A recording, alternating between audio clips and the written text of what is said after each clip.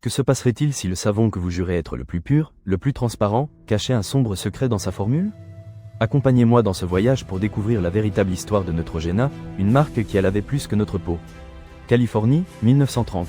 Le soleil brille, les vagues déferlent et un homme nommé Emmanuel Stolarov est sur le point de changer l'industrie cosmétique. Ce n'était ni un scientifique fou ni un gourou de la beauté. C'était un entrepreneur avec une vision, Special Formula Chemical Company. Son activité initiale, fournir des produits au salon de beauté. Rien de trop glamour, mais c'était un début. Les années ont passé et Stolarov, un homme attentif aux tendances, a remarqué quelque chose. Les actrices d'Hollywood, avec leur visage toujours exposé aux lumières et au maquillage, se plaignaient des savons agressifs. Elles cherchaient quelque chose de doux, de délicat, qui ne les laisse pas comme un désert. C'est là qu'entre en scène le savon Neutrogena. Ce n'était pas une idée de Stolarov, mais d'un chimiste belge nommé Edmond Fromont. Un savon clair, presque transparent, avec une formule douce et un pH neutre. Stolarov a vu le potentiel et l'a importé. C'était en 1954, et le savon était vendu sous le nom de Neutrogena. Un nom qui évoquait la neutralité, la pureté, la science. Mais le chemin n'a pas été facile. Au début, les ventes étaient lentes. Le savon était bon, oui, mais pas différent. La concurrence était féroce, et Neutrogena n'était qu'un nom de plus sur l'étagère. Stolarov avait besoin d'un coup de génie.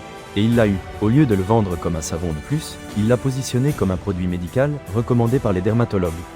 Il a changé l'emballage, l'a rendu plus sobre, plus clinique. Et cela a fonctionné. Les médecins ont commencé à recommander Neutrogena à leurs patients ayant la peau sensible. La marque est devenue synonyme de confiance, de soins dermatologiques.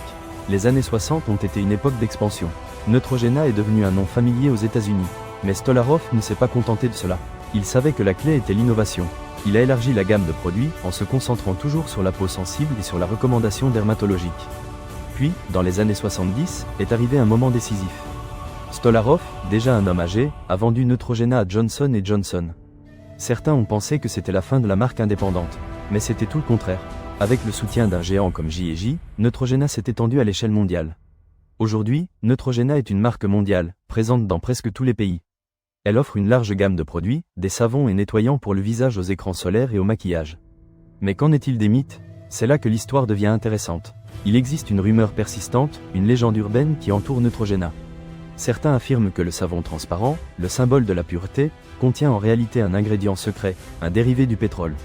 L'idée est que cet ingrédient est ce qui lui donne cette texture douce et cette capacité à nettoyer sans dessécher. La vérité est que Neutrogena a toujours nié catégoriquement cette accusation.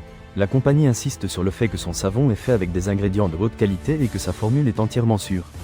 Mais la rumeur persiste. Pourquoi? Peut-être parce que la transparence du savon, son apparente simplicité, engendre la méfiance. Dans un monde rempli d'ingrédients complexes et de promesses exagérées, un savon qui se présente comme pur paraît suspect. Ou peut-être parce que les gens aiment simplement les théories conspirationnistes. Quelle que soit la raison, le mythe de l'ingrédient secret de Neutrogena a survécu au passage du temps. Et, d'une certaine manière, il a contribué à la légende de la marque. Car, qu'y a-t-il de plus intrigant qu'un secret bien gardé? Aujourd'hui, Neutrogena reste l'une des marques de soins de la peau les plus vendues au monde. Elle a su s'adapter à l'époque, en lançant de nouveaux produits, en utilisant de nouvelles technologies et en se connectant avec les nouvelles générations. Mais, au fond, elle reste la même marque qu'Emmanuel Stolarov a importée de Belgique il y a plus de 70 ans. Neutrogena a démontré que la clé du succès ne réside pas seulement dans la qualité du produit, mais aussi dans la façon dont il est communiqué. Dans la capacité à construire une histoire, à générer la confiance, à se connecter avec les émotions du consommateur.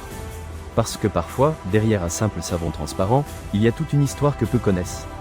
Une histoire d'entrepreneur, IAT, d'innovation, de marketing intelligent et, bien sûr, de mythes et légendes qui lui donnent une touche de mystère.